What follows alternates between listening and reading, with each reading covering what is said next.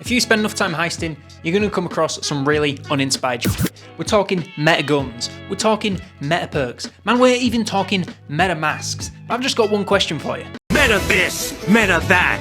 Have you ever met a f***ing girl before? Tell me, where is the fun to be found following the exact same build every single time and following all these pre-written rules that the game lays out for you? Yeah, the LMG and the shotgun build is just fine and it does really well, but if you want to be a Chad, if you want to be a Maverick, if you want to be a big PP gamer, then you're going to want to spice things up. You're going to want to dive into some of the wackiest builds in Payday 2. And if you're wondering where you can find these builds, well, you better strap yourself in, because I'm flinging them at you.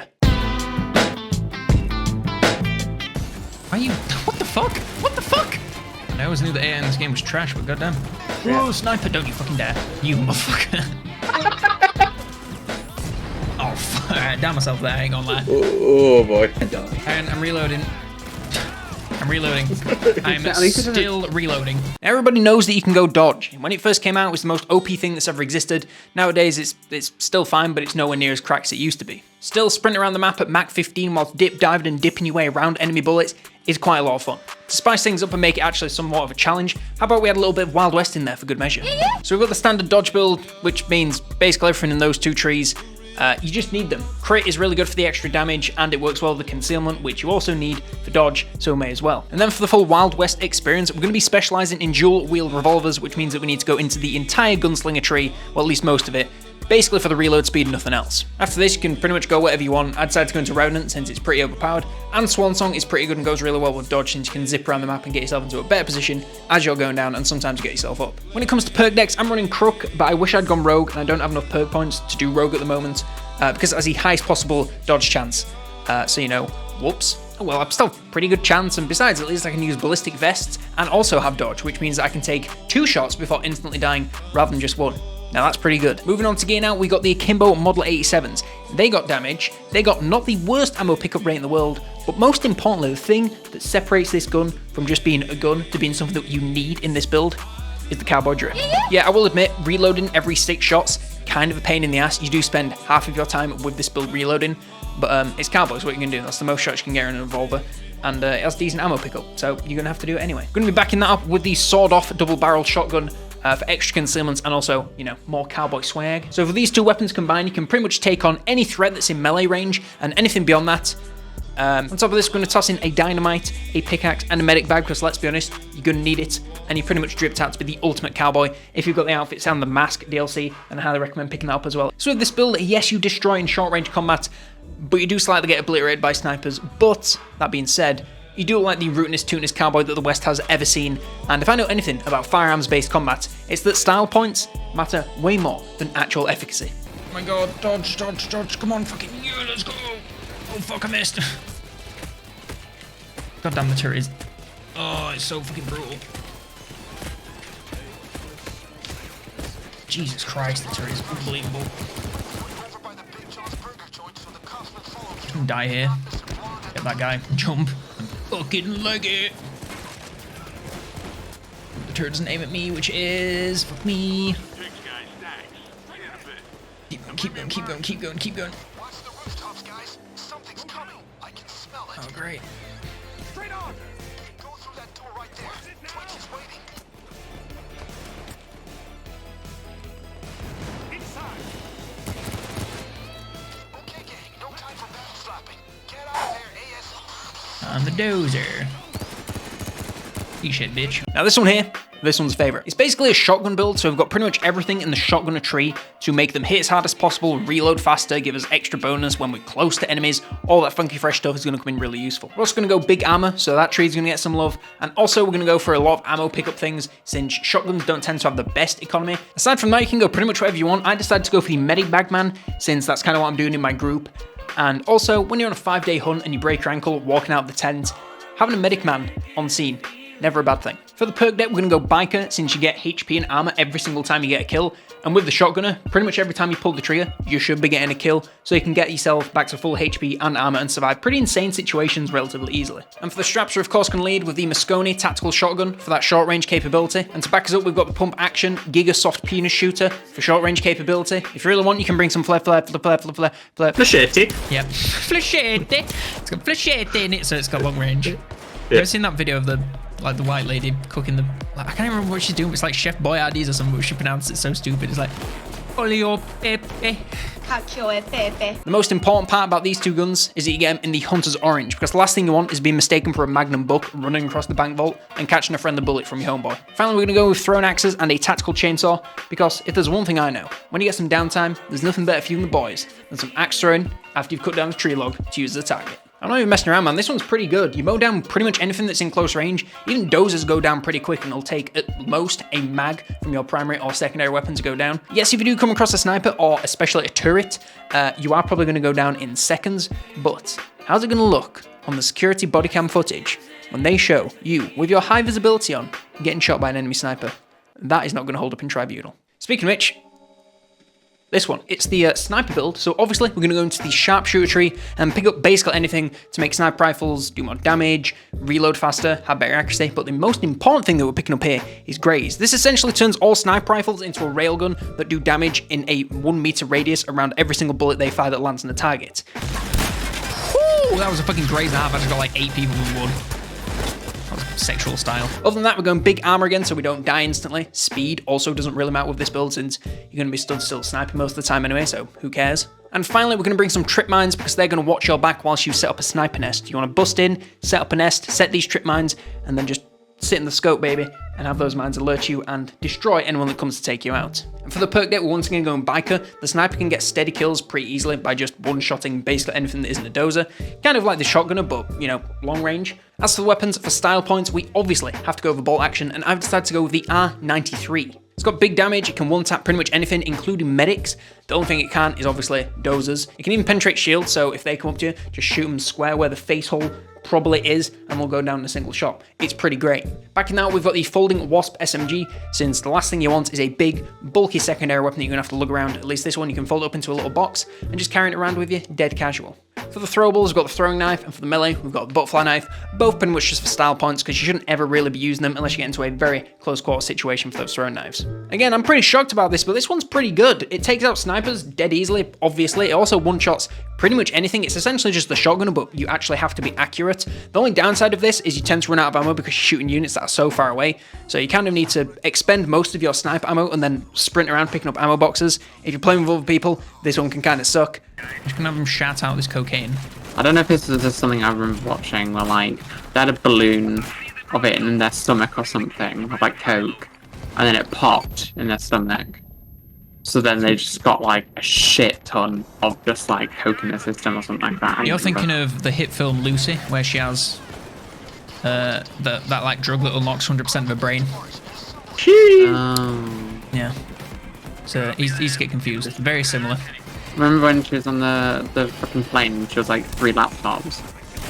Fucking playing solitaire on each of them. Well, I mean, both watch this movie. Is it fucking decent? I mean, it's not like a... Obviously, the science, and you've just got to kind of suspend your disbelief. It's pretty good. It's Scarlett Johansson in it, you know. So, that's all I need to enjoy cinema. Going from one build with pretty terrible ammo economy to another build that you think would have an even worse ammo economy, but shockingly, it doesn't. It honestly has pretty good ammo economy. Gonna be serious for a moment. If you're gonna use any build from this video, use this one. Unironically, it fucks hard. So the demoman is about one thing and one thing only. Explosions. Literally anything that explodes, causes an explosion, is linked to explosions.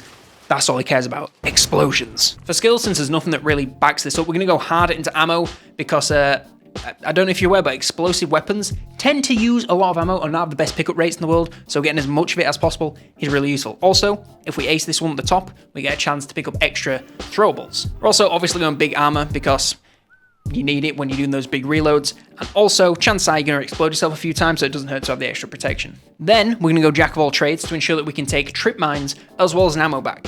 The ammo pickup, again, as I mentioned, isn't the worst, but if you do find yourself run out, the ammo bag is really useful. And of course, the trip mines, getting those incendiaries for even more explosive firepower. What's not to like? For the perk deck, once again going biker, because you tend to rack up a massive number of kills, especially in one go of this build. So yeah, you keep yourself very alive by doing big bursts of kills and getting a shit ton of HP and armor back. As for the weapons, for the primary, we're going with the Piglet Rotary Grenade Launcher. Yes, it does incredible damage, massive explosion radius, and devastates pretty much anything that isn't a dozer, but it does have the slightly terrible reload time of 15 seconds. Seriously, I could fit a sponsor segment in the time it takes to reload this thing, but I'm not going to do that because I have morals, unlike every other YouTuber on this platform. Sorry, just a second, I'm getting warm.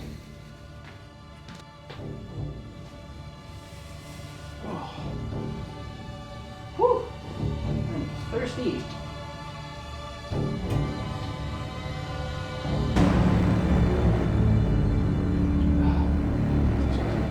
Backing us up in the secondary slot, we have the Basilisk grenade launcher. It's my grenade launcher. I don't know what exactly you expected, but it's just another grenade launcher. You can go for the exclusive set, which makes it part of these poison fire clouds if you really want, but if not, the basic version works just fine for extra boom, but less. For the throwable, we of course have the sticky grenades, because they're grenades, but they're a little bit stickier and better and seem to do a lot of damage. Finally, for the melee, we have the Stitelhandgranata, because, well, obviously. This one goes pretty hard, I'm not gonna lie. The only downside is that any civilian in like a 25 block radius of the person using this build is gonna die. So your negotiation time, if you get into custody, is pretty poor, and you're gonna lose a lot of money to cleanup costs. But you do a lot of damage. The ammo pickup isn't the best, but as long as you get one ammo pickup for every shot you fire, it's not that bad and pretty sustainable, and chance at using the grenade launcher, you're going to get more than one kill for every grenade you fire, so it's not bad. The damage is of course amazing, and having basically infinite grenades and infinite explosives means that you can take out pretty much anything and stagger anything. Shields, no problem. Medics, no problem. Even dozers only take at most a mag if they are the toughest of the toughest dozers on the harder difficulties, and even then, you just pump a mag into them, they go down, you pick up their arm box, you shoot a entire squadron of police officers, and you're back to full ammo in no time. Initially, I was going to go with 2 ammo bags, but after test driving it once, I went to trip mine to my primary equipment slot, I went to ammo bags to my second, give me only 1 ammo bag. You just don't need it. I never even used the ammo bag when I was using this build, but it's nice to have it just in case. The only downside is all the reloading you have to do, especially with that primary, but if you clear the map with a single mag, you kind of have time to do it, so it's not the end of the world. Oh, there are so many fucking civvies. Oops. Yep, I immediately shot him to run towards me. It ran into my face. Like, why would you run towards the Victim blame. That's quite the victim blame. Yes, I did shoot him, but he kind of did run into my bullets, so you know. L. Now, if you're looking at all this carnage and thinking, that's all well and good, but I just kind of prefer to watch this happen rather than actually take part in this. If you're the total war gamer out there, go away. I'm kidding. If you're a total war gamer out there, it's been a long winter for you, and I salute you for holding out like the rest of us. Anyway, let me introduce you to the commander. Now, this guy is built to tell other people what to do and not really get his hands dirty at all if he can help it. For his skills, going to go hard into controller, aiming to get as many police pals on side as quickly as possible to get all those bonuses that they get us. They don't do too much damage by themselves, but the bonuses they get to us are pretty good. Other hostages are also good, but police pals are even better because they will fight for you and cannot be released. Some reason. Anyway, moving on, in engineer, we're going to go pretty much all of the turret skills because we want those to be doing all the work for us. And again, it's just another thing that we don't have to do. If the turrets and the police pals are shooting and the rest of your crewmates, then you don't really need to do anything. We're also going to go for faster drilling since A, we have the perk points to spare, and B, you don't have time to be waiting around. You've got things to do. Okay, look at this bespoke Armani suit. Okay, this man is important. Finally, to round out, we're going into Enforcer, pretty much for all the ammo stuff because I'm not going to lie, when you're placing all these turrets, they devastate your ammo, so having extra pickups and a couple of bags if you really need them is pretty clutch. For the perk deck, we're going with Crew Chief since it's going to synergize excellently with our persona and everything that we're trying to do, or it would if I could get any perk points. Now for the weapons, we're going for the most high-tech and expensive gear that we can possibly find, pretty much just to flex, there's no other reason for it. So for the primary, we've got the Hellstorm Mark V. I'm not going to lie, I've used this for a few missions. I still don't really have a clue what it does. It has 2 fire modes. One of them is essentially a laser beam or a super rapid fire needle launcher. The other one is some sort of railgun. I don't really understand what it does, but it's pretty good and it gets the job done, does a lot of damage and is really expensive, so it fits the build. As for the secondary, we're bringing the Argos 3 and we're going with the exclusive set because it gives us 3 laser sights, which is hilarious, and also it looks really cool and futuristic, which fits the build perfectly. Finally, the Matryoshka grenade because, I don't know, it looks like a little person that we're in control of. I don't know, I'm kind of reaching with this one. And for the melee, of course, we've got the briefcase because we need it. It goes with the suit. Now, I'm not going to lie to you. This build can take a minute to come online. It takes a while to get your police pals. It takes a while to set up all your turrets. Make sure they don't run out of ammo. Get them on the right firing modes. Make sure that like your hostages and your police pals aren't getting released or killed. It's a lot to manage, and it does take a while to get to the top point. But when you get to that top point, it's pretty good. You can kind of sit in the bank vault if you're on a map that has a bank vault, and just sit there AFK, pick lock the deposit box if you really want, because with 3 other members on your team, either the bots or other players, your turrets, which is 4 of them, and 2 police pals, no one can really get to you unless you get to them. You can just sit at the back, you can play on your phone, you can count your dollars, you can whack off, whatever you want, bro, the world's your oyster. If you do need to do any fighting yourself, you're of course more than capable, but you should avoid this at all costs because that bespoke Armani suit, if you get some blood on that, it's gonna be damn hard to clean. Hell yeah! Let's go! But, Got detective tap. oh shit! Now this one, well, it's the most I've committed to a bit. It's a melee focused build, right? So going into Brawler, picking pretty much everything up since, well, it's the only melee skills that we have, so, you know, we may as well make the most of it. After this, we're going big armor because we need it, and I'm also going to go Doctor Bags because, you know, that's the role I play my team, and also, you need it. But the main point here is don't upgrade anything that improves bullet-based weaponry, and you're going to see why in a moment. Perk deck, you're going to go Yakuza, which works excellently with the Brawler skills we picked up, since we do more damage when we're below 25% HP, and we're always going to be at 25% HP or lower, thanks to the skills. So the perk deck and the skills work instantly together from the start. Now for the gear, the entire point of this build is returning to a tradition, a more traditional form of combat, before all these bullet-based weapons and turrets and explosives and semtex and tasers and all that stuff. So that means no tech weaponry whatsoever. Yeah, we're going with a bow and arrow and the crossbow.